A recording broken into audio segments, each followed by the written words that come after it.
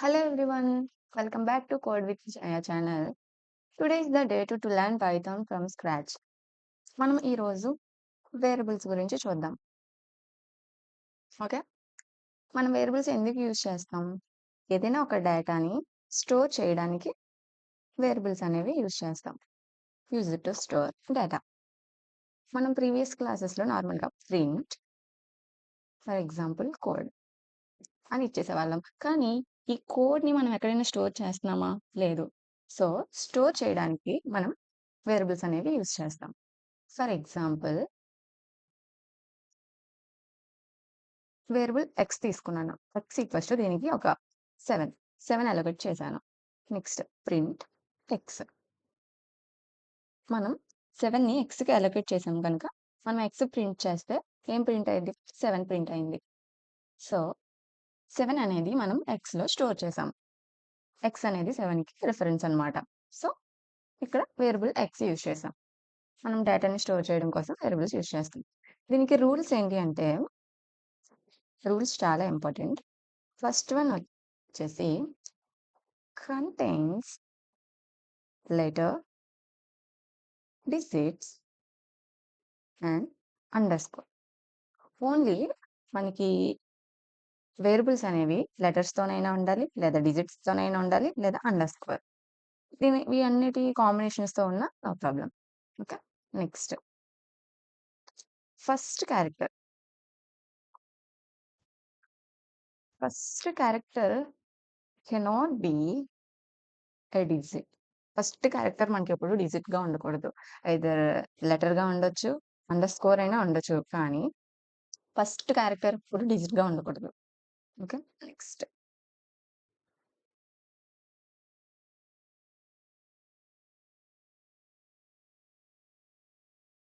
ఈ పైథాన్ అనేది case sensitive అనమాట. ఫర్ ఎగ్జాంపుల్ నువ్వు వైఎన్ తీసుకొని ప్రింట్ దగ్గర వైఎన్ ఇస్తే నీకు ఎర్రర్ వస్తుంది. ఎందుకంటే వై నువ్వు ఎక్కడ డిక్లేర్ చేయలేదు. So it is a case sensitive Python అనేది. Okay, this will be wrong.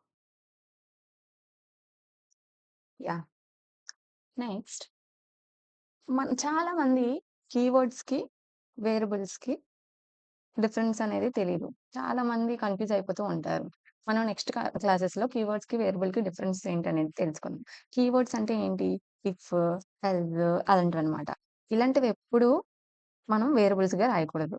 Okay, next don't write as variable. Okay, yeah, next one మీకు కొన్ని ఎగ్జాంపుల్స్ ఇస్తాను. వ్యాలిడ్ అయినవి ఏంటి? లైక్ నేమ్, ఇది వ్యాలిడ్. నేమ్ అండర్స్కోర్ 2, ఇది వ్యాలిడ్. 5, 2, 3 అండర్స్కోర్ సంథింగ్, ఇవన్నీ వ్యాలిడే. మనకి స్పేసెస్ కూడా ఉండకూడదు. ఓకేనా, నెక్స్ట్ ఇన్వాలిడ్ అయ్యేవి ఏంటో చూద్దాం. Invalid for example 7 underscore code అంటే ఇది ఇన్వాలిడ్. ఇది ఏమంటే 8తో స్టార్ట్ అయింది, అంటే డిజిట్తో స్టార్ట్ అయింది. సో ఇలా ఉంటుంది. Like switch. స్విచ్ అనేది మనకి మీరు వినే ఉంటారు, స్విచ్ కేసెస్ అలా. ఇది అనేది కీవర్డ్ అనమాట. ఇలాంటివి ఉండకూడదు. లైక్ ఇంకేం చెప్పుకున్నాం? కేస్ సెన్సిటివ్ అయిపోయింది. ఫస్ట్ క్యారెక్టర్ ఉండకూడదు అలా అనమాట. అలాగే ఈజ్ నేమ్, ఇక్కడ స్పేస్ అనేది ఉంది. సో స్పేసెస్ కూడా ఉండకూడదు. ఇవన్నీ ఇన్వాలిడ్. ఇన్వాలిడ్ అయిపోయింది. అసైన్మెంట్స్ చూద్దాం. ఎలా అసైన్ చేస్తాము, ఎన్ని విధాలుగా అసైన్ చేస్తాము అనేసి చూద్దాం. First one basic assignment. We all know basic assignment ఏం లేదు. ఇందాక ఎగ్జాంపుల్ చెప్పుకున్నాం. ఎక్స్ ఈక్వల్స్ టు 7 అలా. ఇక్కడ కూడా basic assignment X equals to 7 అలా తీసుకోవచ్చు మీరు. అలాగే ఎక్స్ ఈక్వల్స్ టు 8 అవన్నీ basic assignments. Like y equals to 3.14 value ఏంటో తెలుసు. పై అనేది 3.14 అని మనం తీసుకుంటాం. లైక్ స్ట్రింగ్ లో తీసుకుందాం. Like Z equals to code ఇది స్ట్రింగ్. ఇవన్నీ basic assignment. And next second one వచ్చేసి అసైనింగ్ సేమ్ వాల్యూ. మనం సేమ్ వాల్యూ గాని చాలా వేరియబుల్స్‌కి అసైన్ చేసేటప్పుడు ఎలా రాస్తామనేది చూపిస్తాను. Assigning same values. మనం ఎలా రాయొచ్చు అంటే ఇప్పుడు ఎక్స్, వై, జెడ్ ఈ 3 ఉన్నాయి. X, y, z. ఈ ఎక్స్, వై, జెడ్‌కి మనం సేమ్ వాల్యూస్ ఇస్తే ఎలా ఇస్తామంటే x equals to, y equals to, z equals to మనం ఏదైనా సంథింగ్ 10 అనుకుంటే యాహ్! ఇలా అసైన్ చేస్తాం. సేమ్ వాల్యూస్ అయితే. ఓకేనా? అదే డిఫరెంట్ వాల్యూస్ అయితే డిఫరెంట్ అయితే ఎలాగా x, y, z equals to x, y, z sorry equals to for example x equals to 5, y equals to 7 and z equals to 10 అని ఇలా డిఫరెంట్‌గా అసైన్ చేయాలనుకుంటే ఇలా అసైన్ చేస్తాం. నెక్స్ట్ ఫోర్త్ వన్ వచ్చేసి డైనమిక్ టైపింగ్. డైనమిక్ టైపింగ్ అంటే for example x equals to 10 అలాగే x equals to 5, x equals to 4 x equals to 8 ఇదొక స్ట్రింగ్ తీసుకుందాం. ఇదేంటి మనకి integer value. Integer data type. ఇది string data type. Okay. Integer data కానీ మనకిక్కడ ఎక్స్ ఈక్వల్స్ టు 10 అండ్ ఎక్స్ ఈక్వల్స్ టు 8ని యాక్సెప్ట్ చేస్తది. ఏమి ఎర్రర్ ఇవ్వదు. కానీ జావాలో, సి ప్లస్ ప్లస్‌లో రిమైనింగ్ లాంగ్వేజెస్‌లో ఇలా ఇస్తే మనకి ఎర్రర్ ఇస్తది. ఇక్కడ చూడండి. X equals to 10 print X. Next X equals to code print X. మనకి ఫస్ట్ ఎక్స్‌లో 10 అనేది ప్రింట్ అవుద్ది. నెక్స్ట్ ఎక్స్‌లో కోడ్ అనేది ప్రింట్ అవుద్ది. చూడండి. ఇక్కడ మనకి ఏ ఎర్రర్ ఇవ్వలేదు. అదే జావాలో అయితే మనకి జావాలో, సి ప్లస్ ప్లస్ అదర్ లాంగ్వేజెస్‌లో అది ఎర్రర్ అనేది ఇస్తుంది. సో, అవి స్టాటిక్ టైప్ అనమాట. పైథాన్ అనేది డైనమిక్ టైప్. ఇక్కడ అప్‌డేట్ అయిపోతూ ఉంటది వాల్యూ. ఫర్ సపోజ్ ఈ ప్రింట్ తీసేస్తే చూడండి. ఎక్స్ అనేది కోడ్ వాల్యూకి అప్‌డేట్ అయిపోయింది. అంటే ఏ డేటా టైప్‌నిచ్చినా ఇది యాక్సెప్ట్ చేస్తది ఒక వేరియబుల్‌కి. అందుకని డైనమిక్ టైప్ అంటాం. నెక్స్ట్ మనం ఏం చేద్దాం ఆబ్జెక్ట్ రిఫరెన్స్. చెప్తాను. మీరు విని ఉండొచ్చు, వినకపోవచ్చు. నెక్స్ట్ మనం ఎక్స్ ఈక్వల్స్ టు 5 అని తీసుకుంటే ఇక్కడ పైథాన్ ఎగ్జిక్యూట్ చేసేటప్పుడు పైథాన్ అనేది ఒక ఆబ్జెక్ట్‌ని క్రియేట్ చేస్తది. ఎందుకు? ఈ 5 అనే వాల్యూని రిప్రజెంట్ చేయడానికి. ఎలా ఎక్స్‌ని రిఫరెన్స్ చేస్తదనమాట. ఎలా రాయొచ్చు? వెన్ ఇట్ ఎగ్జిక్యూట్స్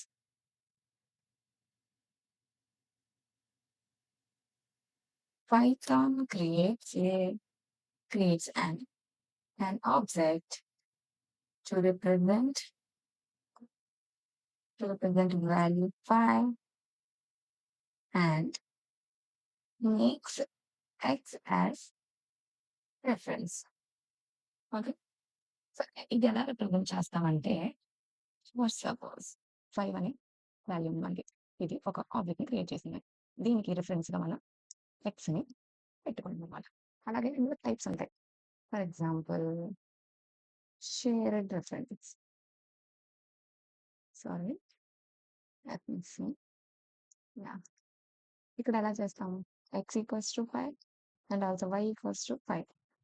ఇది ఎలా రిప్రజెంట్ చేస్తామంటే నార్మల్‌గా హియర్ ఎక్స్ ఈక్వల్స్ టు 5 ఉంది. అలాగే దీనికి వై రిఫరెన్స్ కూడా యాడ్ చేసాం. అప్పుడు వైని కూడా రిఫ్ రిఫరెన్స్ చేస్తాం. ఓకే. మీ ఇష్టం. ఓకేనా? నెక్స్ట్ ఫర్ ఎగ్జాంపుల్ ఇంకో ఎగ్జాంపుల్ ఇస్తాను.